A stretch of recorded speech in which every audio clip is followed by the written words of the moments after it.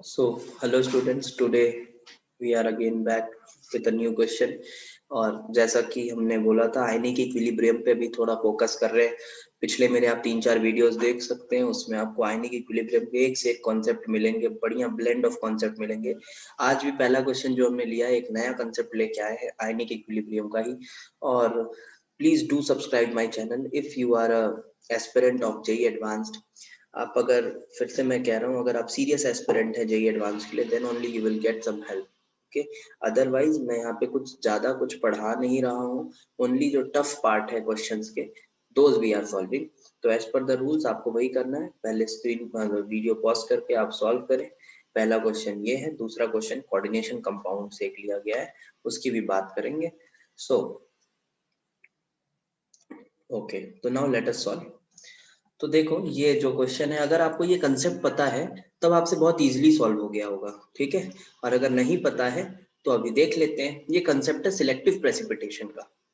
यहाँ पे देखो, समझो क्या है कि आपके पास एक सॉल्यूशन है, और इस सॉल्यूशन मैं बस आपको हिंट दूंगा कैसे सॉल्व करना है। बाकी अगर आप सीरियस हैं तो आप आराम से कर लेंगे, समझ जाएंगे चीजों को। और अगर डाउट होता है तो बिल्कुल मुझसे कमेंट में आप पूछ सकते हैं। I will be replying and I will be answering all your queries. तो चलो देखो, यहाँ पे आपके पास बेरियम 2+ है, सॉल्युबल है ना, nitrate, all nitrates are soluble. तो barium 2+ is 0.1 molar and strontium 2+ is also 0.1 molar in the solution. उसके बाद हम इसमें क्या कर रहे हैं, we are adding sodium chromate. तो क्रोमेट डाल रहे हैं, सोडियम का क्रोमेट सॉल्युबल होता है, ठीक है, these things you should know. तो सॉल्युबल है मतलब क्रोमेट आयन हम डाल रहे हैं, CrO4 2-। We are adding sodium chromate, chromate ions free हो रहे हैं। अच्छा, वी आर एडिंग इट, ठीक है, हम उसको कम से बेसिक से स्टार्ट करते हुए ज्यादा ज्यादा डाल रहे हैं ऐसा। तो शुरुआत में कौन प्रेसिपिटेट होगा, जाहिर सी बात है जिसकी सॉल्युबिलिटी कम होगी। बेरियम क्रोमेट के साथ भी इनसॉल्युबल है, स्ट्रोंशियम क्रोमेट के साथ भी इनसॉल्युबल है, क्योंकि केएसपी वैल्यूज भी दी हुई हैं आपको इसके हेल्प के लिए। तो देख सकते हो आप कि इसकी सॉल्युबिलिटी प्रोडक्ट ज्यादा कम है, तो इसकी सॉल्युबिलिटी कम होगी। तो पहले कौन प्रेसिपिटेट करेगा, बेरियम क्रोमेट। तो barium chromate BaCrO4 will precipitate first, पहले ये प्रेसिपिटेट करेगा। ठीक है, उसके बाद क्या कर रहे हैं, उसके बाद और डाला जा रहा है क्या, क्रोमेट। तो इसका जो इक्विलिब्रियम है बेरियम क्रोमेट का, ये चलो एक इक्विलिब्रियम सेट किया अपना BaCrO4 2-। अब अगर और क्रोमेट डाला जाए तो क्या होगा, ये रिएक्शन बैकवर्ड जाएगा, क्योंकि इसकी केएसपी तो अटेन हो चुकी है। तो रिएक्शन बैकवर्ड जाएगा, इसका मतलब बेरियम 2+ धीरे धीरे कम होगा। अच्छा, तो क्रोमेट क्यों डाल रहे हैं, सो दैट ये भी प्रेसिपिटेट हो जाए। अच्छे से फील करके समझो, वो भी प्रेसिपिटेट हो जाए, SrCrO4 भी क्या हो जाए, प्रेसिपिटेट हो जाए।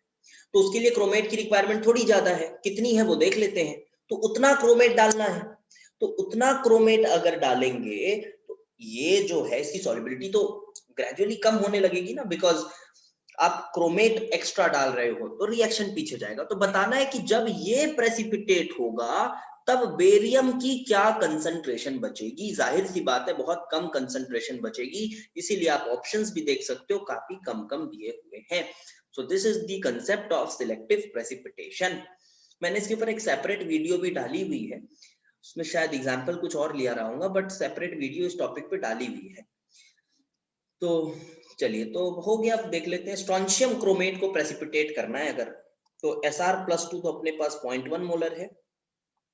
क्रोमेट क्या रिक्वायर्ड होगा, 3.5 इंटू 10⁻⁻⁵, ये 0.1 है, तो ये कट जाएगा, 10⁻⁻4 हो जाएगा इसका रिक्वायरमेंट।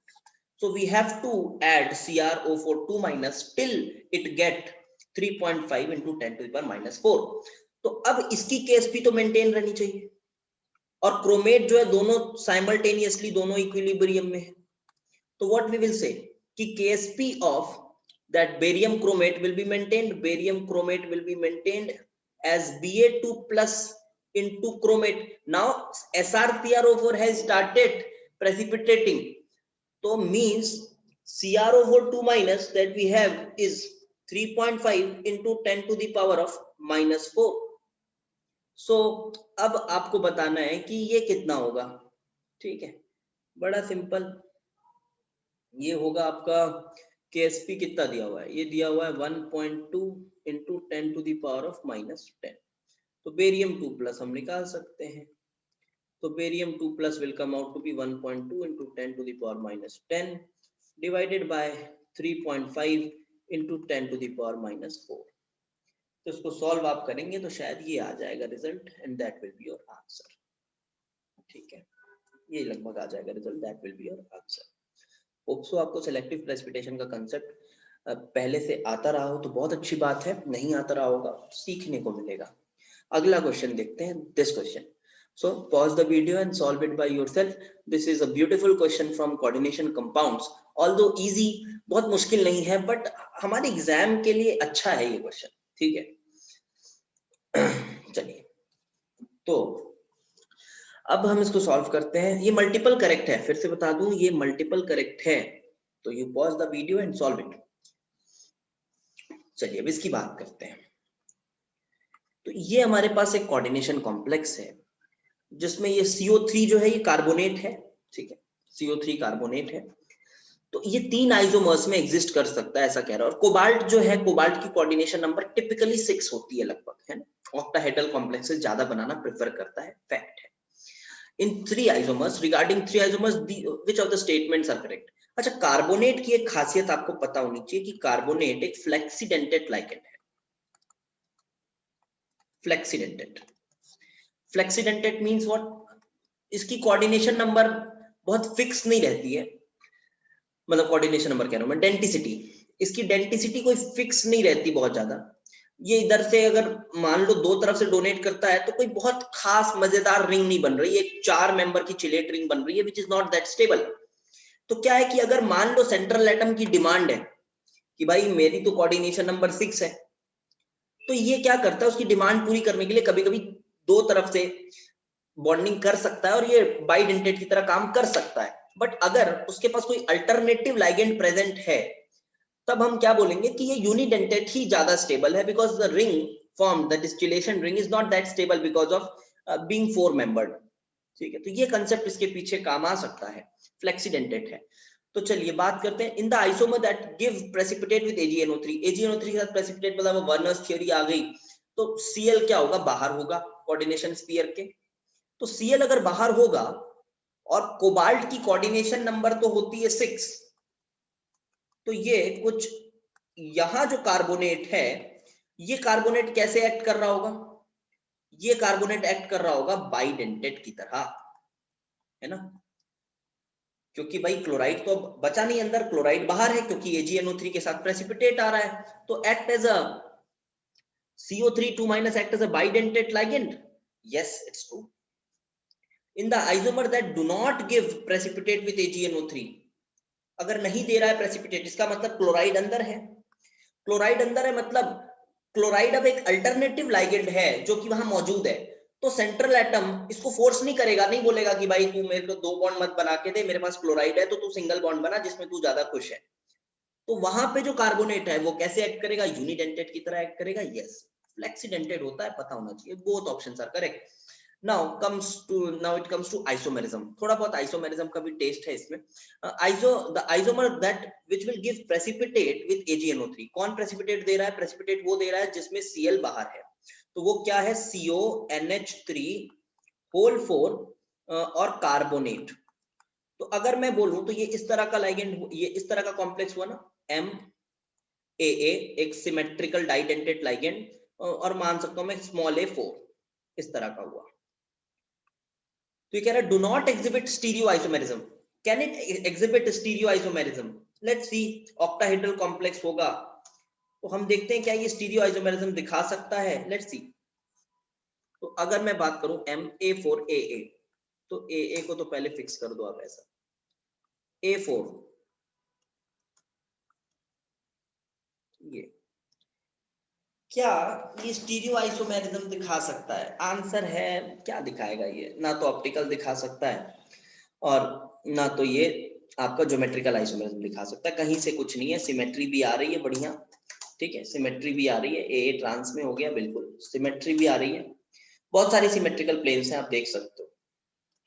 आप अगर इसी को ऐसे ड्रॉ कर लो तो ज्यादा अच्छे से शायद आपको समझ आए। ए क्या है? ए हमारा कार्बोनेट है ना, आप इसको ऐसे ड्रॉ कर लो तो आपको शायद अच्छे से, थोड़ा और अच्छे समझ आए। अब ये वाले प्लेन से देखो, इसको काट के ये वाला प्लेन, तो इधर से काटोगे सिमेट्रिक प्लेन आ रही है, तो ये पीओएस प्रेजेंट है, तो ये ऑप्टिकली इनएक्टिव होगा। और सिंस ए सेम टाइप की दिख रही है चीजें चारों, तो ज्योमेट्रिकल आइसोमेरिज्म भी पॉसिबल नहीं होगा। तो यहाँ पे क्या लिखा हुआ है? Do not exhibit stereo isomerism. Geometrical isomerism possible होगा क्या कहीं से? नहीं होगा ना, नहीं होगा, ठीक, नहीं होगा। तो do not exhibit stereo isomerism which give precipitate, ठीक है, ये भी करेक्ट है। The isomer that do not give precipitate exhibit GI. Do not give precipitate मतलब Cl अंदर है, तो Cl अंदर है, इसका मतलब ये हो गया M, ये Cl अंदर है, उसको मैं क्या मान सकता हूं? Ma4Bc, ऐसा हो गया ना। B हो गया तुम्हारा कार्बोनेट और C हो गया तुम्हारा क्लोराइड, और A जो है वो तो 4A अमोनिया है ही। तो क्या ये ज्योमेट्रिकल आइसोमेरिज्म दिखा सकता है? आंसर है जी हाँ, बिल्कुल दिखा सकता है। एक बार बी सी को सिस में ले लो और एक बार बी और सी को क्या ले लो? ट्रांस में ले लो। They are geometrical isomers. So, can it exhibit geometrical isomer as the isomer that do not give precipitate with A03 exhibit GI? Yes, it exhibits GI. So, our answer is A, B, C, and D. All four are correct options. तो ये भी coordination compound का एक अच्छा question, इसको हम मान सकते हैं, ऑल्दो उतना मुश्किल नहीं था, बट अच्छा क्वेश्चन है। So hope so you have like the video, you can share it with your friends. ठीक है, डू सब्सक्राइब द चैनल।